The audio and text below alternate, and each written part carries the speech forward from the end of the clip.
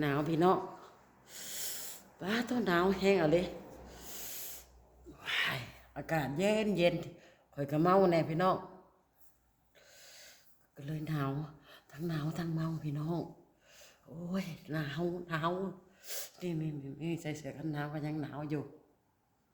หนาวทุกคนเพราะว่าข่อยเมาเบียร์เด้อค่ะทุกคนเด้อเมาเบียร์ก็เลยหนาวค่ะเอาโอ้ตั้งกล้องก่อนอ่ะโอ้ยเดี๋ยวโอ้ยอันที่ซะหนาวฮ่าจะมาหนาวแห้งให้บอกพี่น้องบ่พวกเจ้าหนาวคือข่อยอยู่บ่ป้าตัวหนาวแห้งเด้อทุกคนเด้อข่อยบ่ฮู้ว่าอากาศพี่จังมันมาเย็นหรือว่าเป็นข่อยเมาบ่เนาะป้าเย็นจนข่อยสิแบบเก็บขึ้นสมองเลยได้พี่น้องแบบเย็นขึ้นสมองเลยป้าตัวมันจักองศาบ่ะหนาวเลย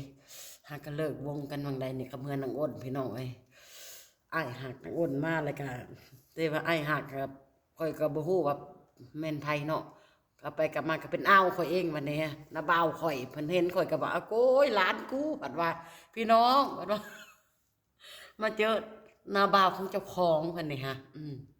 น้าบ่าวว่าโอ้ยหลานกูเองเราอะเสื้อสายลายหลอกหลานกูนี้เราก็ซื้อเบียร์2 ลังเพิ่นได้พี่น้องเอ้ยเลี้ยงแล้วก็ซื้อเบียร์2 ลังเลี้ยงมาน้าบ่าวเห็นหลานก็ดีใจก็เลยซื้อเบียร์2 ลังเลี้ยงอยู่วันนั้นหนาวข่อยก็หนาวพี่น้องวันเลยบ่เลยผัวข่อยก็เข้าใจผิดพี่น้องเอ้ยข่อยก็บ่จักได้สิว่าผัวข่อยเข้าใจว่าข่อยกับนางอ้นนำมีผู้บ่าวคนละคนว่าสิพี่น้องเป็นจังไดบัดนี้ที่แท้น่ะมันแม่นนาบ่าวข่อยนาบ่าวไทยบ้านเดียวกับแม่ข่อยเป็นน้องหักของแม่ข่อยคนใกล้ๆคนทัดหูจักมดเสื้อมดสายลายลองของเอาเองบัดนี้นะพวกเขาใจผิดว่าพวกชูนี่คนละคู่เนาะว่าส่งหน้าร้านชูนี่แล้วก็เสี่ยวลมกับมาบัดนี้นางอ้นน้อยข่อยนางอ้นใหญ่บัดนี้3 คนนั่งนำกันพี่น้องเลยข่อยกับบ่ฮู้ว่าผัวข่อยสิหึงข่อยว่าสิซะผัวข่อยเราก็เลยหึงข่อยเราคิดว่าเนาะชูเนาะคนละคู่เนาะว่าสิซะโอ้ยปัดเกิดไปเกิดมานะบ่แม่นคนอื่นนะบ่าวเจ้าของนะบ่าวก็เขาหลบหลานแพงหลานซื้อเบียร์ให้หลานกิน2 ลังหลานก็เมาบัดนี้พี่น้องเจ้าสิว่าจังได๋ซะข่อยก็เลยว่าโอ้ยเฮ้ยเป็นนาบ่าวข่อยเองคันบ่เชื่อแล้วข่อยสิพาไปฮอดเฮือนฮอดศาลลาวข่อยว่าผัวข่อยก็ให้ข่อยบ่รับสายข่อยก็โทรหาก็บ่รับสายพี่น้องพวกเจ้าสิว่าจังได๋ซะเงิดหลายเนาะทุกคนเนาะวินหัวเด้อเมาเด้อเมาแห้งๆเมาได้เบียร์3 ลังบัดนี้ป้าตัวน้าบ่าวเลี้ยง2 ลังแล้วก็อันยังผู้บ่าวก็น้องอ้นเลี้ยงอีกลังหนึ่งกับปูกับปลาพร้อมมื้อนี้ค่ะเมาพี่น้องเอ้ยบัดนี้พวกก็เลยหายว่าเมียน่ะไปกินกับผู้บ่าวบัดนี้เราเข้าใจผิด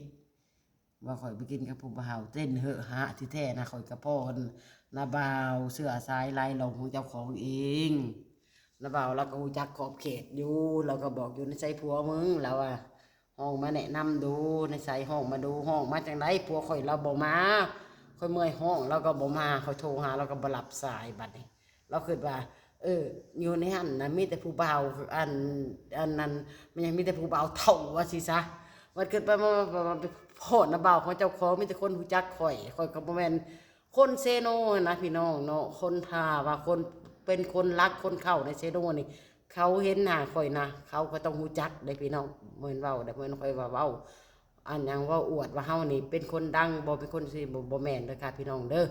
อันนี้นะถ้าว่าเขารู้จักแม่นอันถ้าว่าเขาเป็นคนแบบว่าคนเก่าคนแก่เขาต้องรู้จักพ่อข่อยเนาะพ่อข่อยก็เป็นคนมีชื่อมีเสียงผู้หนึ่งนะว่าสิซะว่าสิซะพระพรเทวาน่ะก็ฮู้หมดเมืองเซโน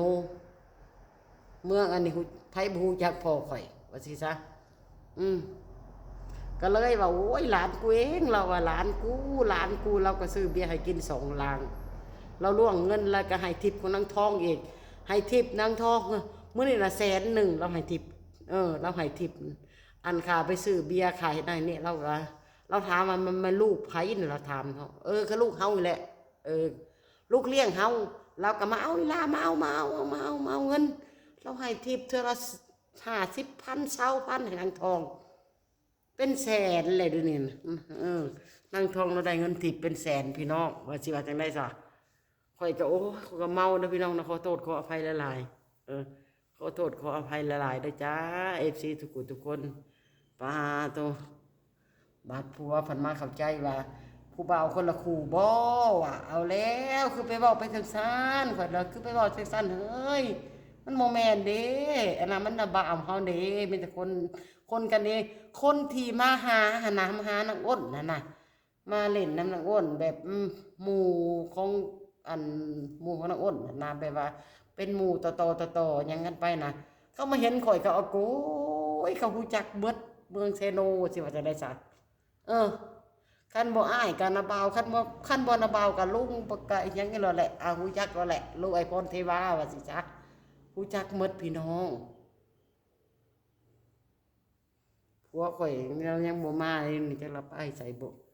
จักว่าเราหายข่อยก็บ่ฮู้เราบ่ฮู้ว่าแม่นนาบ่าวของเจ้าของข่อยก็บอกแล้วว่าเฮ้ยอันนั้นก็เป็นคนนาบ่าวเด้อข่อยก็บอกแล้วเนาะพี่น้องเนาะข่อยไปกินกันนางอ้นนะฮะบ่แม่นว่าซั่นว่าซี่ได้พี่น้องบ่แม่นว่าเฮาเป็นคนดังคนดึงอีสังมากมายดอกค่ะทุกคนเฮากับคนธรรมดาแหล้วเนาะค่ะทุกคนเฮาก็ต่างว่าต่างคนแบบว่าเฮาแบบมีคนฮู้จักหลายก็เพราะว่าชื่อเสียงอันน่ะของพ่อเฮาซื่อๆพี่น้องเอ้ยรุ่นเฒ่ารุ่นแก่นะไผบ่ฮู้จักพ่อข่อยนะข่อยถามก่อนไผบ่ฮู้จักพ่อข่อยเป็นทหารเป็นพนักงานเป็นอากรเป็นหยังเขาฮู้จักหมดพ่อข่อยนะอันนั้นว่าสิซะเนาะค่ะทุกคนเนาะ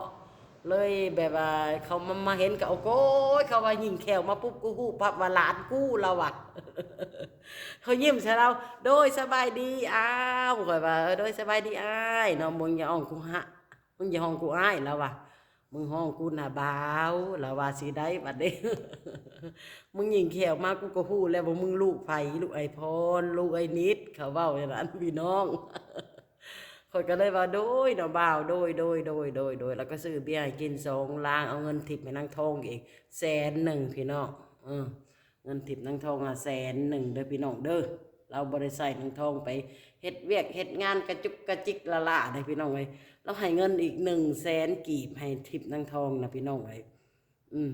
ข่อยเมาข่อยก็เว้าหลายน้อยหนึ่งเนาะค่ะทุกคนเนาะโอเคเด้อพี่น้องในคลิปนี้แม่น้องกาสีมีเรื่องเว้าเล็กๆน้อยๆสู่พังเนาะจ้ะทุกคนเนาะไล่สาระในจังน้อยหนึ่งกะโอเคเนาะค่ะพี่น้องเนาะลาไปก่อนเด้อจ้าคลิปนี้พอกันคลิปใหม่เด้อจ้า FC ทุกคนบ๊ายบาย